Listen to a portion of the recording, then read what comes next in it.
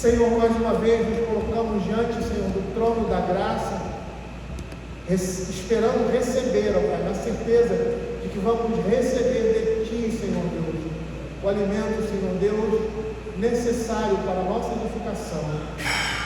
Que por meio da Tua palavra que está sendo exposta, Senhor Deus, o Senhor possa nos dar entendimento, nos capacitar, dar-nos força, Senhor Deus, vivificando a nossa alma para vivermos nesse mundo de pecado, conformidade com a Tua vontade, de modo que estejamos com a nossa vida, com o nosso procedimento, agradando a Deus em tudo.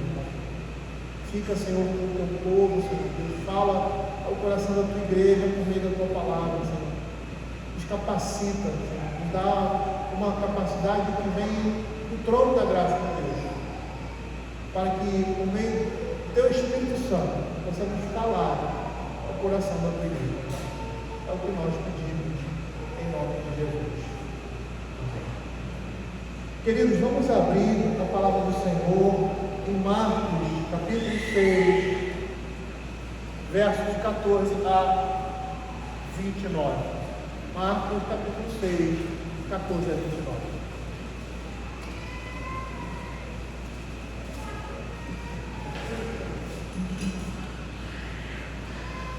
Diz assim a palavra do Senhor.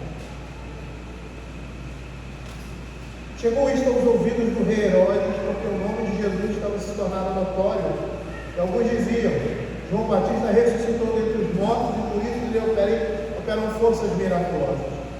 Outros diziam: Elias, ainda outros a profeta, como os profetas. Herodes, porém, ouvindo isso, disse: É João a quem eu mandei decapitar, que ressuscitou. Porque o mesmo Herodes, por causa de Herodias, mulher de seu irmão Filipe, porquanto Herodes se casara com ela, mandara prender a João e atá-lo no cárcere, pois João lhe dizia: Não tinha lícito possuir a mulher de teu irmão. E Herodias o odiava, querendo matá-lo, e não podia, porque Herodes temia João, sabendo que era um homem justo e santo, e o tinha em segurança.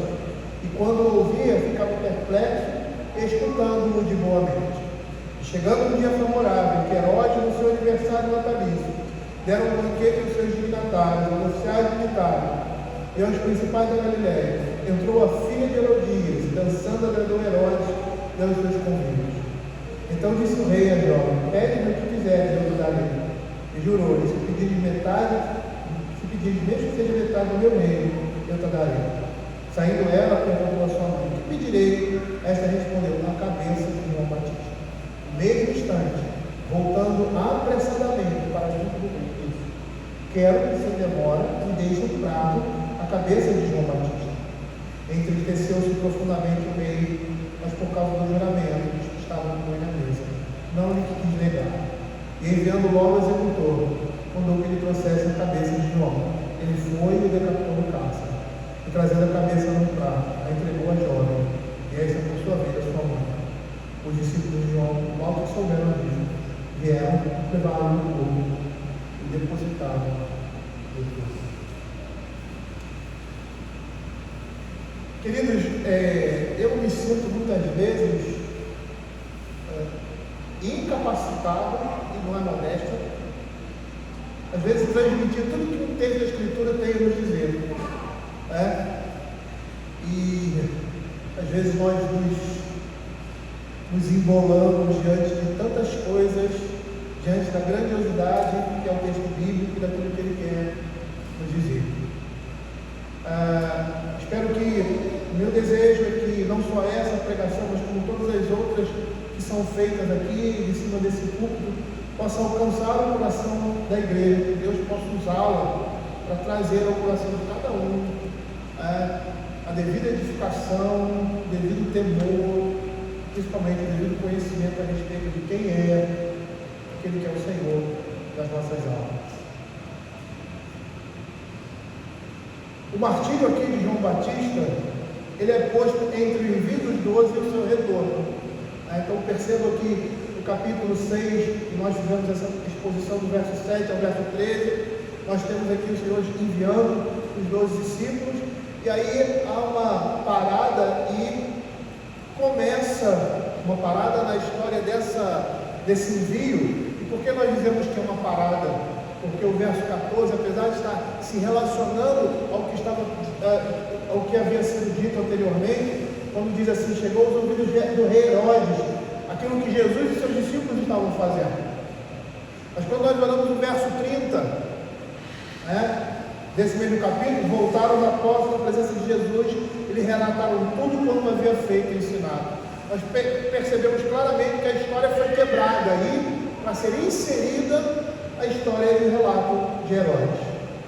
E a gente vai perceber, dentro desse contexto, o propósito do escritor ao fazer isso, aqui nós estamos vendo, de certa forma, o que acontece com João Batista, e nós vamos perceber que o que está dito aqui, Marcos, no início do capítulo, ele faz uma citação indireta, vamos dizer assim, desse momento em que está sendo inserido aqui agora, de um fato anterior ao acontecimento de que o Senhor Jesus, ou seja, o evangelista aqui, está citando do envio dos 12, Marcos, lá no capítulo 1, verso 14 e 15, ele diz assim: depois de João Batista ter sido preso, foi Jesus para a Galiléia, pregando o evangelho, dizendo: o tempo está cumprido e o tempo está próximo, arrependei-vos e crede no evangelho. Perceba que o ministério de João Batista ele se encerra um pouco antes do ministério de Jesus, e o evangelista aqui, Marcos, anuncia o início do ministério público de Jesus em conjugação com essa prisão, ou seja, com a prisão de João Batista. E é muito interessante observar que o fato de Marcos inserir no contexto da execução de João Batista o envio e retorno dos 12 em sua primeira missão, como nós falamos ali na estrutura, aquela técnica do sanduíche, em colocar no meio de um relato, um outro relato, fazendo a ligação entre eles, vai forçar o leitor a considerar que a morte de João Batista o que significa para o discipulado cristão e a missão com Jesus, que é isso que nós estamos vendo aqui inicialmente, que vimos inicialmente dos versos 7 a 13. E o que isso significa? Significa que ao proclamar o Evangelho, devemos considerar, esperar oposição e talvez até a morte. É isso que o escritor do Evangelho de Marcos está querendo nos dizer nas entrelinhas desses acontecimentos, dessa narrativa. O relato das circunstâncias que envolvem a morte de João Batista vai começar uma paranoia de Herodes Antipas de que João Batista, a quem ele aprisionara e matara, retornara na pessoa de Jesus para atormentá-lo. E eu gostaria, apesar de termos acabado de ler a história aqui, de contar os meandros dessa história, para que nós pudéssemos entender e tirar algumas aplicações práticas que nós estamos vendo aqui, dentro desse discipulado, dentro dessa proclamação do Evangelho e da oposição que se faz, que o mundo faz a ele. O verso 14 começa assim: chegou isso aos ouvidos do rei Herodes, porque o nome de Jesus se tornara notório, e alguns diziam: este é João Batista que ressuscitou dentre os mortos, por isso nele operam forças miraculosas. Outros diziam Elias, outros profetas. Herodes, porém, ouvindo isso, disse: é João a quem mandei decapitar, que ressurgiu. É interessante que nós conhecemos alguns personagens aqui. O primeiro personagem aqui nós conhecemos João Batista, sabemos quem ele é Herodes, e esse Herodes aqui é Herodes Antipas. A palavra Herodes, ou a expressão, o nome, significa heróico, e era o nome de uma família. Segundo Flávio Joséfo, historiador daquela época, Herodes o Grande, pai de Herodes Antipas, ele descendia de uma família, de famílias judaicas importantíssimas que haviam retornado do cativeiro babilônico, tendo fixado residência ali em Jerusalém. Os Herodes, melhor dizendo, porque são vários, estavam ligados ao governo da Palestina, e torna-se, apesar de tornar-se era um nome familiar, ele torna-se ali, por causa da posição que eles usam, um título. Eles formavam, por causa disso, uma dinastia que surgiu quando se acabou ali o período dos Macabeus, o poder dos Macabeus. O Herodes que nós estamos falando aqui, como eu citei anteriormente, é chamado de Herodes Antipas, filho de Herodes o Grande, e era o segundo de 4 governadores ali daquela região da Palestina, que começa a governar a partir da morte do seu pai, Herodes o Grande. O seu título era chamado de Tetrarca da Galileia e Pérea. E embora a Escritura chame ele de rei, e essa era a forma como as pessoas o viam, a maneira como popularmente ele era conhecido, ele não era um rei, mas um governante de uma 4ª parte da Palestina que estava dominada sobre o poderio do Império Romano. Lá em Lucas capítulo 9, verso 7, ele fala literalmente desse título, quando diz assim: ora, o tetrarca Herodes soube de tudo que se passava e ficou perplexo, porque alguns diziam: João ressuscitou dentre os mortos. Esse Herodes Antipas, ele governa durante toda a vida de Jesus. Ele desejava realmente ser um rei, como seu pai Herodes o Grande foi, mas o imperador Augusto, aquele que domina aquela região, aquela região era dominada pelos romanos, permitiu apenas que ele governasse sobre uma parte da Palestina, sendo um governo secundário de um 1/4 do território romano que ali se encontrava.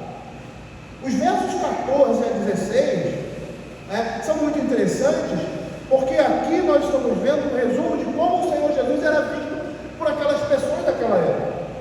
Não eram opiniões devidamente refletidas, mas lendas populares. E o ponto de comparação de Jesus com João Batista seria a mensagem profética poderosa de Jesus e também seus milagres. E apesar de João Batista não ter feito nenhum milagre, cria-se que se João Batista ressuscitasse dos mortos, ele teria esse poder. E aqui nós vemos 3 interpretações a respeito de Cristo. Interpretações que não representavam a realidade. A primeira interpretação é que Jesus era João Batista, um João Batista redivivos, ou seja, ressuscitado dos mortos. Segundo James Edward, um comentarista do Evangelho de Marcos, ele diz assim: o crescimento da reputação de Jesus era um lembrete constrangedor para Herodes Antipas de que, ao decapitar João Batista, não silenciaria a mensagem dele. Herodes demonstrava medo, um medo que vinha de uma consciência pesada e culpada diante de Deus e dos homens. Lá em Lucas capítulo 3, acho que o verso 9 e 10, se eu não me engano, deixa eu abrir aqui a Escritura, diz assim, versos 19 e 20, diz assim: mas Herodes, o tetrarca, sendo repreendido por ele por causa de Herodias, mulher de seu irmão, e por todas as maldades que o mesmo Herodes havia feito, acrescentou ainda sobre todas as de lançar João no cárcere. Herodes, diante daquela situação, ou seja, diante da notícia do que o Senhor Jesus e os discípulos estavam fazendo, a sua consciência treme, porque ela é julgada por meio da palavra de Deus que foi trazida por João Batista. E segundo um conceito popular, sem fundamento algum, mesmo porque Jesus e João Batista são contemporâneos, demonstrou o medo que ele tinha por causa da sua consciência pesada e daquilo que João Batista representou na vida desse homem. Esse é um conceito, dentre os 3 conceitos que nós vamos aqui perceber, ou seja, as 3 interpretações a respeito de Jesus, que Herodes adota naquele momento, por causa da fama de Jesus. Ele é João Batista, que ressuscitou dos mortos, e agora veio para me atormentar. A segunda interpretação que nós vemos aqui, que Jesus era Elias, aquele que estava para vir, e que na verdade, figuradamente, representava o próprio João Batista como precursor do Messias. A Escritura falava de um Elias que viria antes que chegasse o grande e terrível dia do Senhor, e essa Escritura estava apontando para Cristo, mas indiretamente e diretamente para aquele que viria antes dele, ou seja, que prepararia o caminho, que seria João Batista. E esse é o testemunho que o Senhor Jesus dá, dizendo que a profecia estava se cumprindo por meio dele, ou seja, de João Batista, a profecia de Malaquias, capítulo 4. E lá em Mateus, capítulo 11, 12 a 14, o Senhor dando um testemunho a respeito de João Batista, ele diz assim: desde o dia de João Batista até agora, o reino dos céus é tomado por esforço, e os que se esforçam se apoderam dele. Porque todos os profetas e a lei profetizaram até João. E se o quereis reconhecer, ele mesmo, Elias, que estava para vir. No momento posterior, os discípulos também entenderam isso claramente a partir daquilo que o Senhor Jesus disse a eles, lá em Mateus capítulo 17, versos de 11 a 13. Então Jesus respondeu: de fato Elias virá e restaurará todas as coisas. Eu, porém, vos declaro que Elias já veio e não o reconheceram. Antes fizeram com ele tudo quanto quiseram. Assim também o Filho do Homem há de padecer nas mãos dele. Então os discípulos entenderam o que lhes falaram a respeito de João Batista. Na mentalidade popular, Elias iria ressurgir dos mortos antes que o Messias viesse, por causa da falta de entendimento da Escritura a respeito do que a Escritura falaria. Estava falando sobre aquele momento, quando diz lá em Malaquias capítulo 4, verso 5: eis que eu vos enviarei o profeta Elias antes que venha o grande e terrível dia do Senhor. João Batista representava essa figura de Elias. João Batista é o final de uma dispensação, da dispensação do Velho Testamento. E agora, ele, como precursor, ele prega e prepara o caminho para aquele que viria. E uma outra interpretação, além dessa, havia um grupo de pessoas que pensavam, que estavam convencidos de que Jesus era um dos grandes profetas do Antigo Testamento que iria ressuscitar. Mateus capítulo 16, verso 13 a 16, nos mostra isso com mais clareza, quando diz assim: indo Jesus para os lados de Cesareia de Filipe, perguntou ao seu discípulo: quem diz o povo ser o Filho do Homem? E eles responderam: uns dizem João Batista, outros Elias, e outros Jeremias, ou alguns dos profetas. Mas vós, continuou ele, quem dizeis que eu sou? Respondendo Simão Pedro, disse: tu és o Cristo, o Filho do Deus vivo. Percebam que o que eles entendiam, ouviam da pessoa do Senhor Jesus, era algo que estava distorcido por ele, mas que estava ali na Escritura.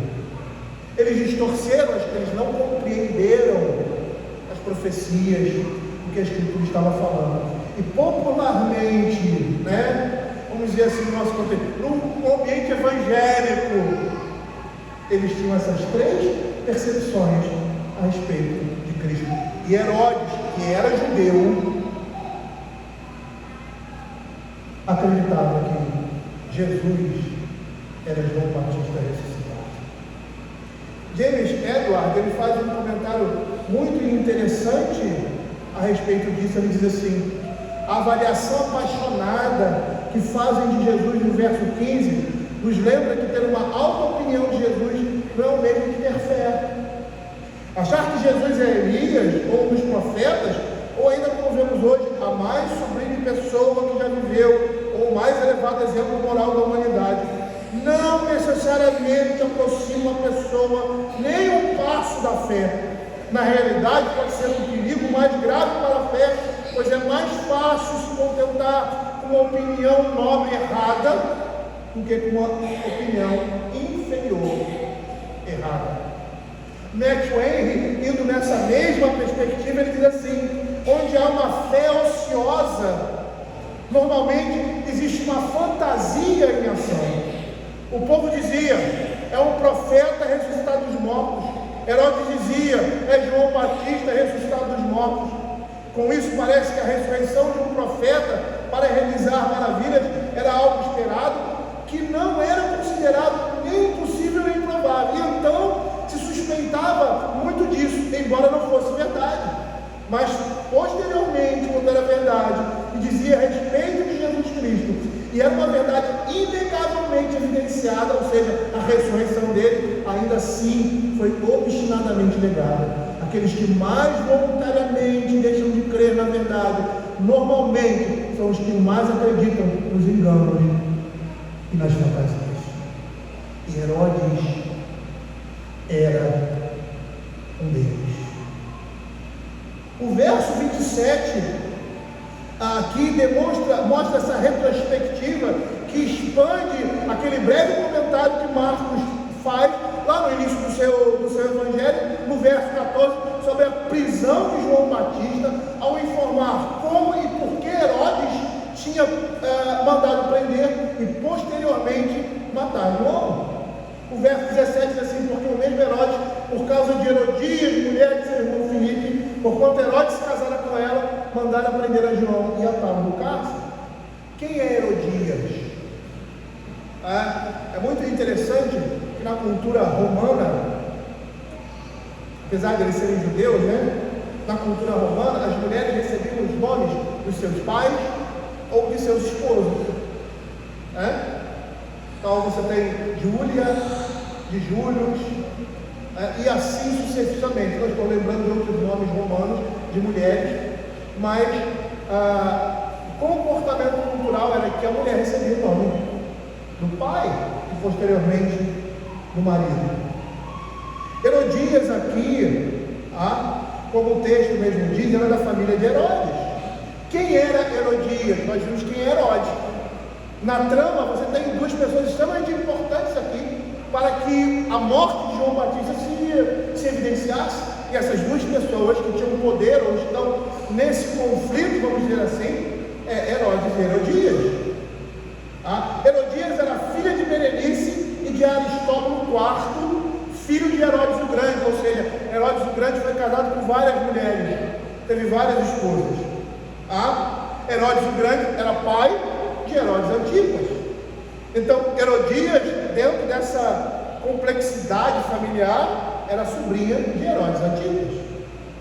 Herodias teve como primeiro marido Herodes Filipe, filho também de Herodes, irmão de Herodes Antipas, mas a sua mãe era outra, era Mariana, filha de um sumo sacerdote chamado Simão.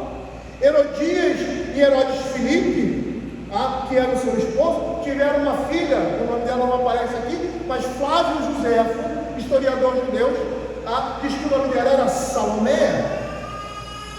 Nós já vimos muitas coisas na literatura, vamos dizer assim, paralela a respeito desse nome, e como esse nome está atrelado à imoralidade. Mas o que acontece? Herodias se separa de Herodes Filipe para se casar com o meio tio Herodes Antipas, irmão de Herodes Filipe, apesar de serem de mães diferentes. E este, para se casar com Herodias, o que ele fez? Ele teve que se separar da sua primeira esposa, Fazélia, filha do rei Nabateu Aretas IV. E essa união foi condenada por João Batista e gerou uma animosidade entre o povo, que acusou o casal de incesto. Segundo William Hendricks, em seu comentário, baseando-se no historiador Flávio José, creio eu, em uma visita a Herodes Filipe, seu irmão Herodes Antipas, se apaixona por Herodias e os dois amantes ilícitos concordam em se separar de seus cônjuges, Herodias de Filipe e Herodes Antipas, da filha do rei Aretas, e se casam. Quando João Batista ouve a respeito disso, ele reprova Herodes, dizendo que não era lícito ele possuir a mulher do seu irmão, e havia uma boa razão para essa demonstração. Por quê? Porque esse casamento era um casamento incestuoso, de acordo com Levíticos capítulo 18, verso 16, e Levíticos 20 e 21, que dizem assim: a nudez da mulher do teu irmão não descobrirás, é a nudez do teu irmão. Se um homem tomar a mulher do seu irmão, imundícia descobriu a nudez do seu irmão, ficará sem filho. Havia uma possibilidade, sim, de haver um casamento entre um irmão e a esposa do irmão, quando quando este morria, para suscitar-lhe descendência. Mas aqui não é o caso. Além disso, além de ser um casamento incestuoso, porque ela era esposa do irmão dele, era um relacionamento adúltero. Por quê? Porque eles se separam dos seus cônjuges ainda vivos. E a Escritura vai dizer lá em Romanos capítulo 7, versos 2 e 3, quando vai fazer uma comparação com a lei, dizer: olha, a mulher casada está ligada pela lei ao marido enquanto ele vive. Se o mesmo morrer, desobrigada ficará da lei conjugal, de sorte que será considerada adúltera se vivendo ainda o marido unido com outro homem. Porém, se morrer, o marido estará livre da lei e não será adúltera se contrair novas núpcias. Simplificando aqui o que a Escritura fala sobre isso, pessoas que se casam e se separam por qualquer motivo que não seja adultério, elas estão em pecado. Elas estão em adultério se casarem de novo. O único senão, ou seja, a única possibilidade, e a nossa confissão fala disso, de um novo casamento para uma pessoa ou se ela é viúva, ou se a parte, se ela é parte, vamos dizer assim, eu não gosto muito dessa palavra, inocente, em relação ao adultério. Ou seja, se o seu cônjuge comete adultério, há uma possibilidade, a possibilidade daquele que permaneceu fiel na relação, assumir um novo casamento, segundo a nossa confissão de fé. Então perceba o que está acontecendo aqui. Há um pecado de adultério e há um pecado de incesto, condenados ambos pela palavra de Deus. E a repreensão de João Batista mostra que o caso havia se tornado um escândalo nacional, e é isso que Flávio José relata no seu livro. Segundo José, a situação da morte de João Batista tinha sido planejada por Herodías por esse motivo. Ela planeja. A leitura aqui superficial parece não deixar muito claro essa realidade, mas Flávio José, em seu livro, ele é um historiador da época, ele fala que ela trama toda uma situação para que João Batista fosse morto. Perceba que a prisão de João Batista já era algo para apaziguar a ira de Herodias, que odiava João Batista por causa da sua declaração diante daquela situação. E por quê? Porque naturalmente Herodias sabia que todas as vezes que João admoestava Herodes, ele a estava também denunciando. Por isso Herodes o prende no cárcere a pedido de sua esposa. Certo comentarista diz que Herodias sentiu que o único local onde a sua certidão de casamento poderia ser escrita com segurança seria no verso da sentença de morte de João Batista. Os versos 19 e 20 vão mostrar um certo antagonismo entre Herodias e Herodes, quando ele diz assim: Herodias odiava João Batista, porque Herodes temia João, sabendo que era um injusto, e quando ouvia, ficava perplexo, escutando de boa mente. Herodias estava furiosa porque João Batista tinha voltado, segundo a concepção dela, o povo contra ela. Flávio José vai dizer, e alguns comentaristas do Novo Testamento vão falar disso também, que as pessoas ao redor do povo, aquelas pessoas que estavam sendo governadas por eles, se sentiram incomodadas com a atitude do rei, reprovaram essa atitude de Herodes. Diante dessa concepção de Herodias, a única solução era matar João Batista, mas Herodes estava protegendo ele. Percebam aqui nessa trama a fraqueza de Herodes, que fica clara diante da situação. Ele reconhece que João Batista era um homem santo e justo, que contava com a aprovação divina, mas não toma nenhuma atitude com base nessa realidade, porque o desejo de permanecer em paz com Herodias era maior que o respeito por um homem justo. assim ele o protege por algum tempo das tramas de Herodias. Herodes tinha uma admiração reverente por João Batista e sabia que a sua prisão era injusta, pois não havia cometido crime algum. Sabia que também ele era uma pessoa excelente. Ele tinha satisfação, e essa é a ideia, quando ele diz aqui que o ouvia de boa mente. Ele tinha prazer em ouvir a pregação do Evangelho, aquilo que João Batista dizia a ele.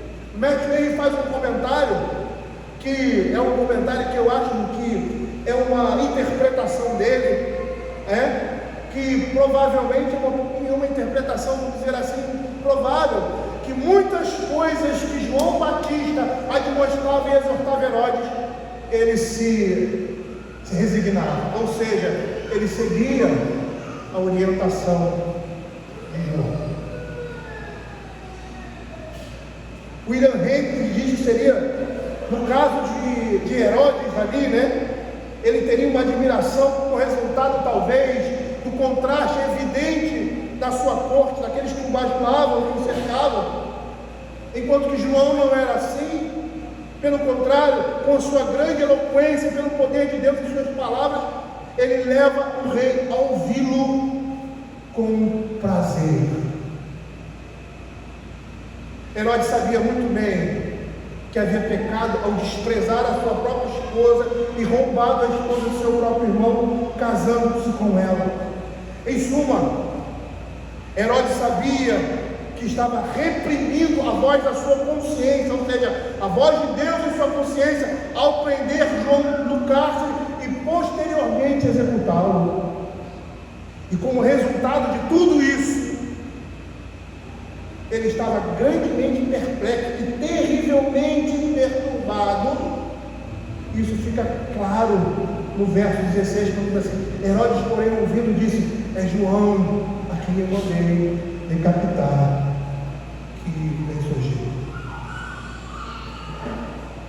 Nos versos 20 a 28, nós temos ali o relato propriamente dito da trama que é criada em cima dessa situação para que culminasse na morte de João Batista.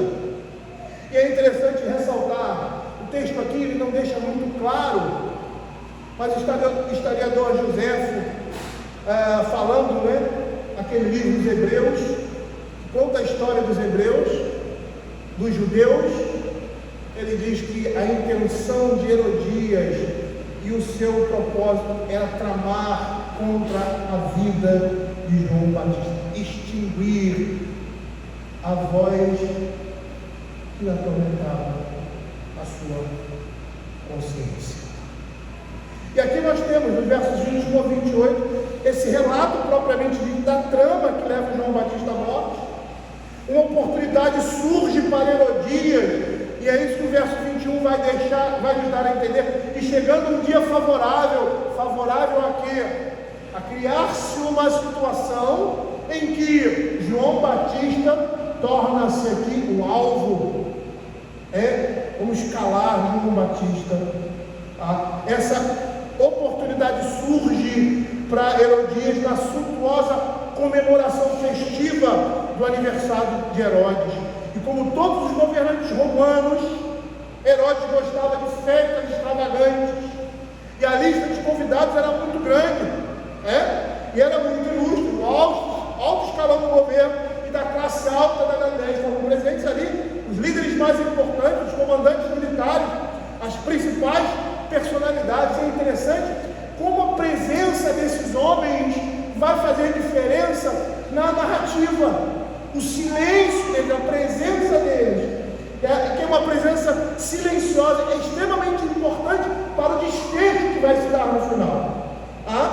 Porque a influência deles é uma influência muito grande e implícita, extremamente importante na conclusão da história. Perceba aqui no verso 26, que nós percebemos claramente isso: entristeceu-se profundamente o rei, mas por causa do juramento e dos que estavam com ele à mesa, não lhe quis negar. E é interessante porque para Salomé, a filha de Herodias, eles são uma audiência bajuladora.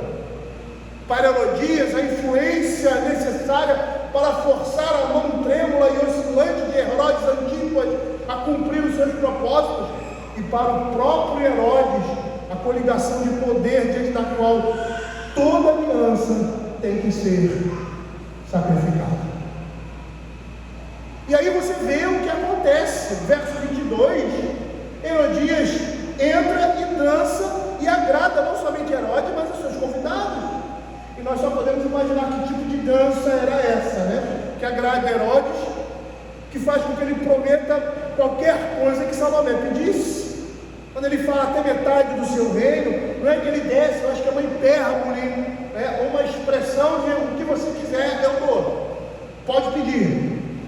Sem dúvida, o que nós estamos vendo aqui é uma dança extremamente sensual, o que aumenta o escândalo. Por quê? Porque geralmente esse tipo de coisa era feito por cortesãs, prostitutas, mulheres que se prostituíam, que dançavam desse modo.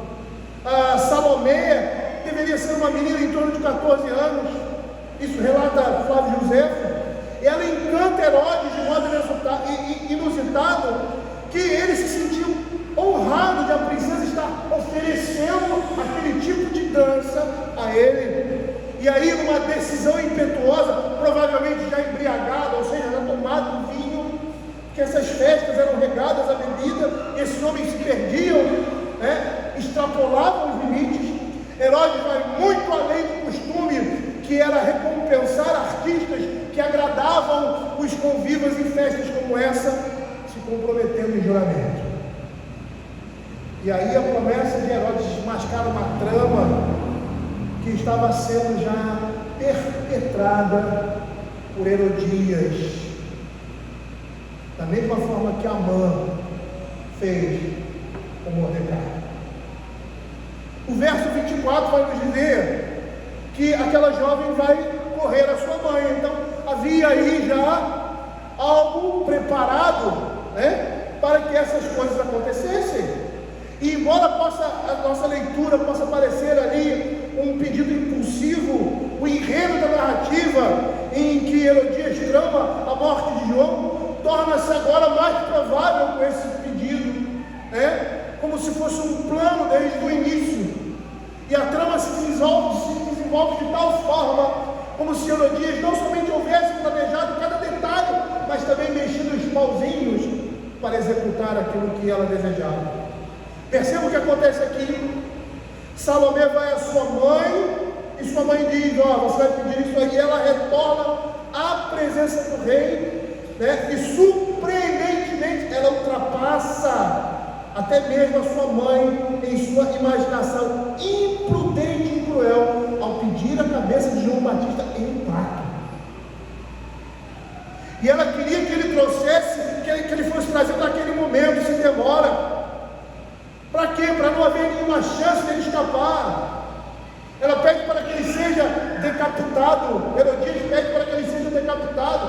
E esse tipo de execução era uma execução que tinha que ser feita de imediato.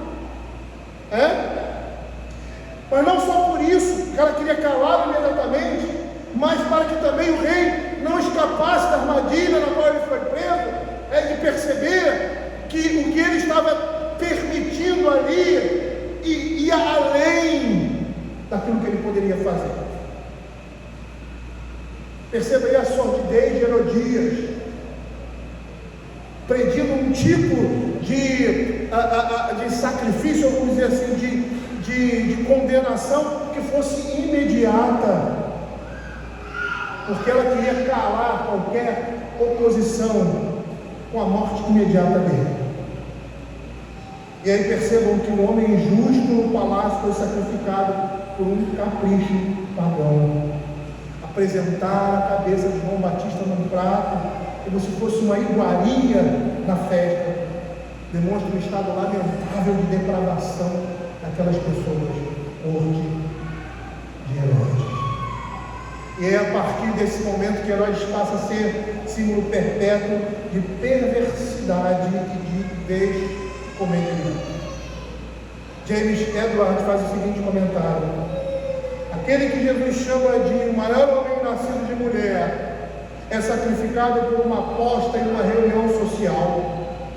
O único ato de decência no relato do martírio de João Batista é a chegada de seus discípulos para sepultar dignamente o seu corpo. E é a partir daqui que eu quero tirar 5 lições do texto da Escritura. Nós não vamos poder falar sobre todas hoje, tá? Eu acho que eu vou ficar na primeira, no máximo na segunda lição, na próxima semana. No próximo domingo nós continuamos, mas eu gostaria de tirar algumas lições que essa narrativa traz para nós, muito apropriada ao nosso contexto hoje, da mesma forma que foi apropriada ao contexto anterior. E a primeira coisa que podemos ressaltar, que eu quero chamar a atenção, é quanto àquilo que nós falamos no início dessa exposição, que ao proclamar o Evangelho, devemos considerar e esperar a oposição e talvez até a morte. João Batista compreendia, como os corajosos profetas antes dele, que a proclamação da palavra de Deus incluía uma responsabilidade moral.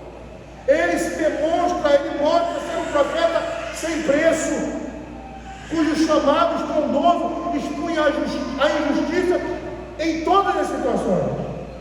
Ele não protegia nem interesses especiais, nem floreava o que dizia ou fazia em oportunidades que poderiam trazer conforto diante da injustiça e do pecado.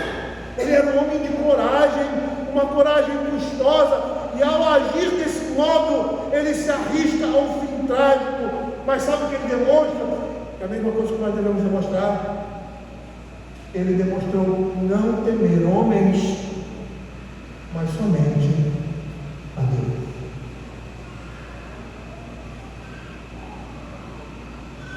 Ele sabia que ia incomodar, ia incomodar uma pessoa que era o mais alto daquela sociedade. Mas o profeta, quando você olha no Velho Testamento, ali no meio do povo de Deus, ele é chamado para quê? Ele é chamado para proclamar a palavra de Deus e para ir contra todo aquele que está em pecado, principalmente aqueles que são colocados no governo da sua igreja. Naquele tempo, os reis deveriam ser pastores do povo de Israel. Eles deveriam preservar o culto, eles deveriam levar o povo à adoração, eles tinham a característica de proteger o povo. E os profetas eram aqueles que falavam da parte de Deus. E se nós olharmos os profetas do Velho Testamento, todos eles se voltaram contra os reis, quando esses fugiam da sua responsabilidade, do seu temor a Deus. E era isso que João Batista estava fazendo com Herodes, que era o rei daquela região, era o tetrarca daquela região. Como rei, ele tinha essa responsabilidade diante de Deus e diante dos homens. Mas ele torna-se um exemplo a não ser seguido e precisou ser repreendido pelo profeta. E foi isso que João Batista fez. Outra verdade que nós podemos tirar dessa narrativa é perceber como é admirável o poder da verdade sobre a consciência dos homens.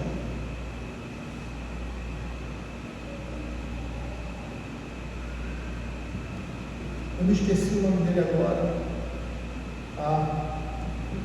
mas John Owen dizia que a consciência do homem é um espião de Deus, e ela é um espião de Deus e precisa ser ativada pela verdade da lei de Deus que está em sua palavra, e foi isso que João Batista fez. Ativa a consciência de Herodes e de Herodias por meio da palavra de Deus, dizendo: não te é lícito possuir a mulher de teu irmão. Herodes temia João e sentiu-se perturbado após sua morte. Por quê? Porque ele sabia que ele era um homem justo, ele sabia que era um homem de Deus, e era um pregador da verdade, um pregador sem qualquer outra arma além da verdade de Deus, que perturba e aterroriza a consciência culpada de um homem. Por isso, meus irmãos, muitos querem calar sua consciência, calando os pregadores do Evangelho, mas essa é uma fuga ineficaz. Porque todos os homens têm uma consciência, e nisso está o segredo do poder de um pregador fiel. Por quê? Porque a palavra de Deus já vai atingir o mais profundo do coração do homem, ou transformando, ou acusando. Lá em Hebreus capítulo 4, versos 12 e 13, a palavra de Deus diz assim: porque a palavra de Deus é viva e eficaz, mais cortante que toda qualquer espada de dois gumes, e penetra até o ponto de dividir alma e espírito, juntas e medulas, e é apta para discernir os pensamentos e propósitos do coração, e não há criatura que não seja manifesta na sua presença. Pelo contrário, todas as coisas são descobertas e patentes aos olhos daquele a quem temos de prestar contas. Deus nunca deixou de ficar sem o seu testemunho, até mesmo entre incrédulos e descrentes. O homem, ainda que corrompido e caído, tem dentro dele pensamentos que o acusam ou o desculpam no curso da sua vida. A sua consciência é o espião de Deus, e quando a palavra de Deus é acionada, essa consciência é mexida.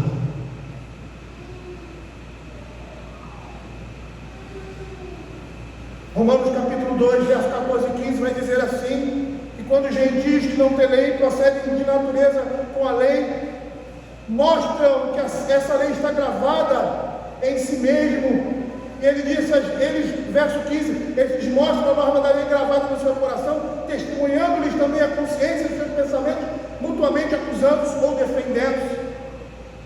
Perceba que o homem aqui, mesmo que não tenha a palavra de Deus em si, ele tem uma consciência, e essa consciência vai fazer com que ele veja aquilo que é errado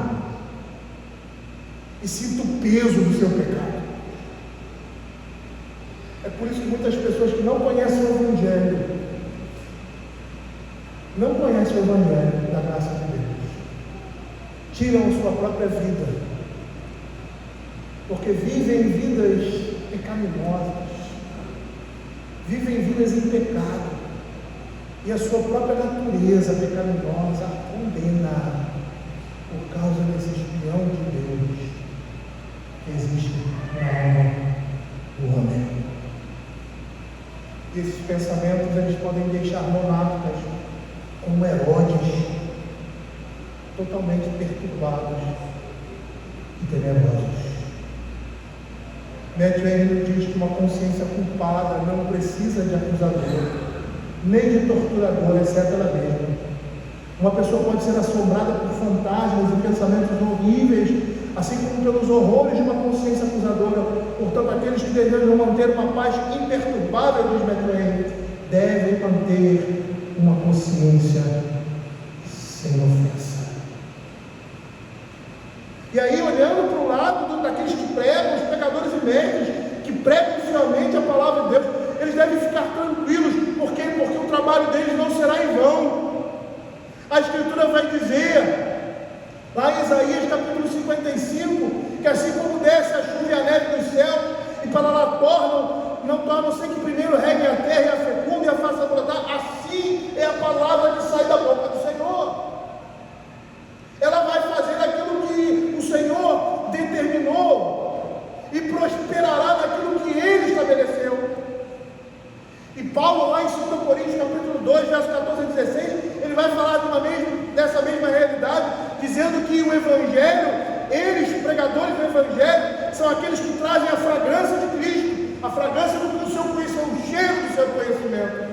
E esse cheiro pode ser para a vida, como também pode ser para a morte. Muitas vezes, queridos, a semente que é lançada pelos semeadores, como João Batista, desabrocha e produz fruto quando o semeador já faleceu ou partiu para um outro lugar. Essa parte dessa aplicação me fez lembrar da narrativa de John Bunyan, que nós estamos lendo. E nesse capítulo, no capítulo 5, a cidade da alma humana ficou atormentada e alvoroço quando ouviu as trombetas e os juízos proferidos pelos capitães do rei Shaddai, ou seja, a lei de Deus confrontando o homem e seu pecado. E eu quero dizer uma coisa para você, meu irmão: não pode haver graça onde o juízo de Deus é desconhecido ou ignorado. Nós não podemos tirar isso, esse elemento tão importante, a lei do Evangelho, porque a lei faz parte do Evangelho, ela aponta para Cristo, como o texto que nós acabamos de ler em Isaías, falando da maldade do povo, do pecado dele, e que ao final o Senhor traria aquele que ia reparar todas as coisas. Queridos, eu vou parar por aqui e deixar os outros ensinamentos que tínhamos para falar na semana que vem. Não quero cansá-los de forma excessiva, mas gostaria de lembrar aos irmãos as duas coisas que falamos aqui, que ao proclamar o Evangelho devemos esperar uma posição, como disse anteriormente, e talvez até a morte. E não esquecer como é admirável o poder da verdade sobre a consciência dos homens. Quando a palavra de Deus é pregada, ela vai trazer junto consigo o propósito de Deus para aquele momento onde ela foi apresentada, seja para trazer juízo, seja para trazer graça. E não se esqueçam, não pode haver graça onde o juízo é desconhecido ou ignorado. Por isso a mensagem tanto de João Batista como do Senhor Jesus: arrependei-vos, porque está próximo o reino dos céus. Vamos orar.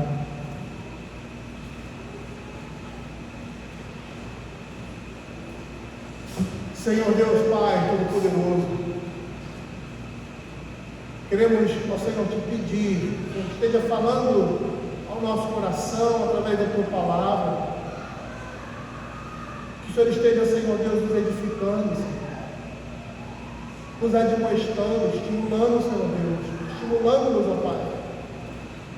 A guerra é uma guerra santa, é uma guerra que travamos nesse mundo, onde a arma principal e mais importante, mais mortal que temos, que traz vida, é a palavra de Deus. Senhor, tem misericórdia, Senhor Deus, de nós, e que, como servos do Senhor, possamos ter essa percepção das dificuldades que vamos viver quando vivemos o Evangelho, e da certeza que Deus vai nos usar para tocar o coração dos homens, quando o seu Evangelho, a sua palavra, ela é trazida. E é isso que nós pedimos, Senhor. Que o Senhor esteja, Pai, edificando a sua igreja, Senhor, firmando cada dia mais a sua palavra. É o que nós pedimos, em nome de Jesus.